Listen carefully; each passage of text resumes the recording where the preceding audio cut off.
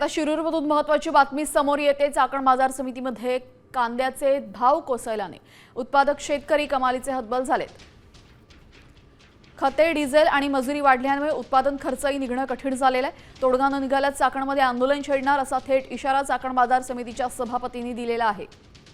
आज दिल्लीत होणाऱ्या महत्त्वपूर्ण बैठकीत सकारात्मक तोडगा निघाला नाही तर चाकणमध्ये तीव्र आंदोलन छेडण्याचा इशारा बाजार समिती सभापतींनी दिलाय। तसेच गेल्या 3 महिन्यांमध्ये कांद्याला अनुदान देण्याची मागणी करण्यात आलेली आहे। तर चाकण बाजार समितीतून कांदा उत्पादक शेतकऱ्यांसंदर्भात आढावा घेतलेला आहे आमच्या प्रतिनिधी रोहिदास गाडगे यांनी। पाहूयात।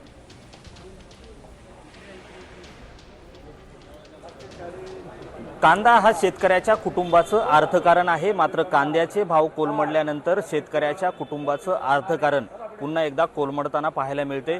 खरं तर कांद्याला हमी भाव मिळावा ही वर्षानुवर्षाची मागणी अजूनही शेतकऱ्यांची पूर्ण झालेली नाही। आपण चाकण बाजार समितीमध्ये आलेलो आहे। या ठिकाणी निलाव सुरू आहेत।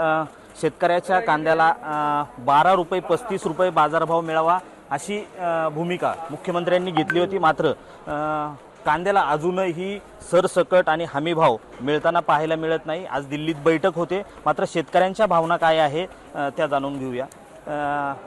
किती खर्च येतो कांद्याला? कांद्याला खर्च चांगला येतो, म्हणजे कसा आता या भावात तर परवडतच नाही। आलं लक्षात, मिनिमम 20 रुपये भाव पाहिजे कांद्याला, तर कुठंतरी होईल बरोबर आहे। पण तो मिळत नाही आता। नाही ना मिळत, मग आता काय करायचं? आता हे चालू आहे बऱ्याच दिवसाचं लफडं, ते काय मिटना। तुमचा कांदा विकला गेलाय, कितीने विकला गेलाय आणि परवडतंय का? कसं परवडत शेतकऱ्याला? रोजच्या माणसाला जर 500-400 रुपये जर हाजरी असेल तर शेतकऱ्याला काय भेटते? कमीत कमी 20-22 रुपये 25 रुपयापर्यंत